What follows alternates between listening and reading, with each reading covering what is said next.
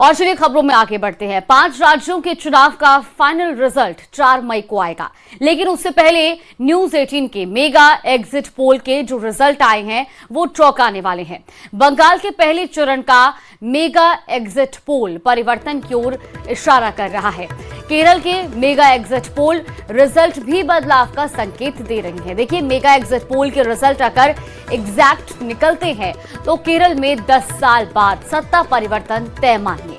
Left का आखिरी गढ़ भी रहने को तैयार दिख रहा है। वही असम के मेगा एग्जिट पोल रिजल्ट में बीजेपी की वापसी होती दिखाई दे रही है। एग्जिट पोल में बीजेपी असम में अब तक सबसे अच्छा प्रदर्शन करती दिख रही है।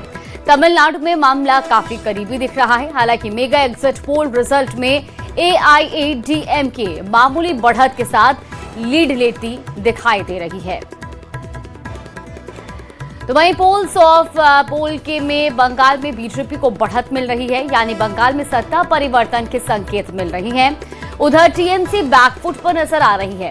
बंगाल में बीजेपी और टीएमसी का सीधा मुकाबला है। ऐसे में थर्ड फ्रंट जैसा कुछ भी यहाँ पर नहीं है।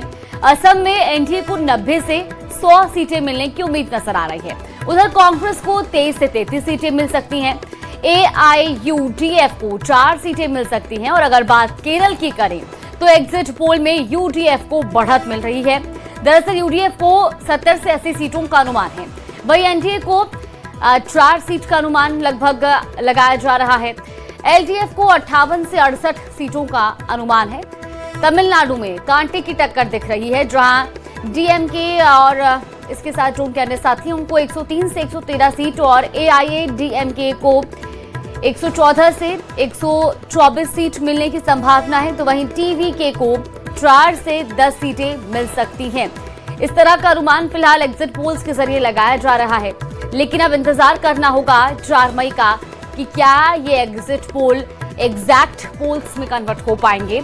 इसके लिए 4 मई का इंतजार है। फिलहाल किन किन राज्यों में क्या कुछ हालात है, एग्जिट पोल्स के हिसाब से क्या अनुमान लगाया जा रहा है, वो आपको ग्राफिक्स के जरिए भी टीवी स्क्रीन पर दिखा रहे हैं। पश्चिम बंगाल, असम, तमिलनाडु, केरल, इन तमाम राज्यों में अब आने वाले समय में क्या सत्ता परिवर्तन होगा या रिपीटेशन एक बार फिर से देखने को मिलेगा, इसके लिए 4 मई का इंतजार करना होगा। फिलहाल मेगा एग्जिट पोल के मुकाबले क्या कुछ हालात हैं असम में 126 सीटों पर जो स्थिति है एग्जिट पोल्स में, वो आपको टीवी स्क्रीन पर दिखा रहे। बीजेपी 90 से 100, कांग्रेस 23 से 33 के बीच, AIUDF 4 और इसके अलावा किस तरह के वहां पर समीकरण बनते नजर आ रहे हैं। लेकिन अब ये एग्जिट पोल्स कितने एग्जैक्ट साबित होते हैं, इसके लिए 4 मई का इंतजार अभी करना होगा। केरलम की भी क्या कुछ स्थिति है एग्जिट पोल्स में, वो आप देखिए टीवी स्क्रीन पर ग्राफिक्स के जरिए। एनडीए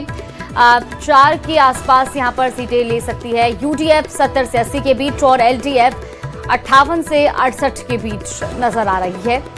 इसके अलावा अगर हम बात तमिलनाडु की करें तो TVK 4 से 10 सीटों के बीच, DMK 103 से 113 के बीच और AIADMK 114 से 124 के आसपास नजर आ रही है।